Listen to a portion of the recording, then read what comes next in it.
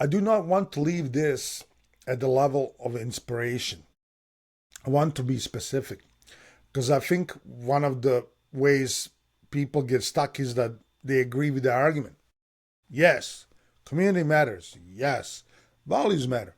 Yes, we should fight for these things. And then nothing changes because the argument never landed in a specific action. So let me tell you exactly what fighting for looks like.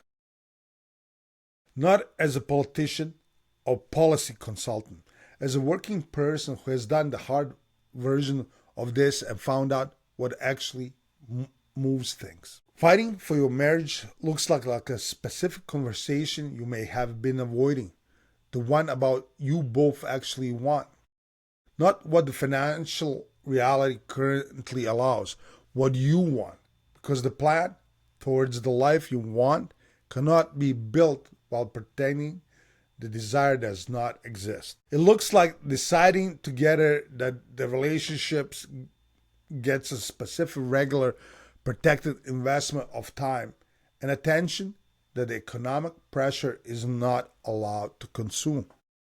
A vacation, a Tuesday evening, a walk, a dinner with the phone off. Something small enough to actually happen and regular enough to accumulate into something real. Fighting for your community looks like showing up somewhere physically on a regular basis. A church, neighborhood association, coach's position on your kid's sports team, a city council meeting, credit union membership, a local businesses you chose deliberately over a chain. It looks like learning the names of the people who live near you and asking how they're doing in a way that expects a real answer. It looks like offering something specific to people around you before you need anything from them. Fighting for your local politics looks like attending one meeting, just one to start. Your city council meeting, your school board meeting, the planning committee that approves or denies the zoning change that either allows or prevents the housing your community needs.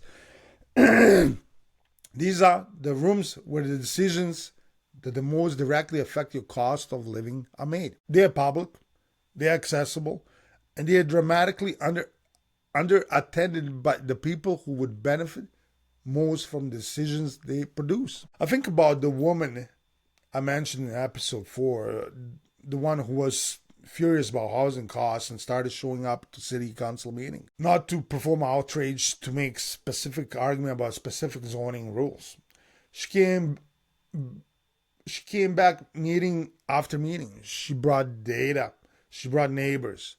2 years later, the block got rezoned. 40 families who can now live in the neighborhood they could not have access before. She did not fix the housing market. She changed the specific thing in one specific place. And 40 families' lives are different because of it. That is what fighting looks like. Not the dramatic version, the patient, specific, show up and stay version. The version that most people do not attempt because it is not glamorous and because the results are not immediate. And because the culture we live in here, very little tolerance for effort that does not produce visible payoff within a news cycle. Fighting for your finances looks like 2 specific things that are within your control today. First, move your banking to credit union if you have not already. Credit unions are members owned. They're mandated to serve you, not shareholders. Their rates are often better. Their fees are often lower. And every dollar you deposit invested in your community rather than extracted from it. This is not sacrifice. It is a better deal for you that also happens to serve a principle. Second, apply the time math to every significant financial decision you make. Not dollars, hours of your life. The decision that looks manageable in dollars often looks different in hours. The decision that looks expensive in dollars sometimes looks worth it in hours. Clearly, it is the foundation of every financial decision that actually serves your values. And fighting for the larger system looks like the question from episode 4, applied consistently. Who benefits and who pays? Every policy, every political announcement, every media story, not as a cynical but as a discipline. The habit of asking these two questions consistently is a form of civic literacy that protects you from being managed, equips you to engage with the system more effectively.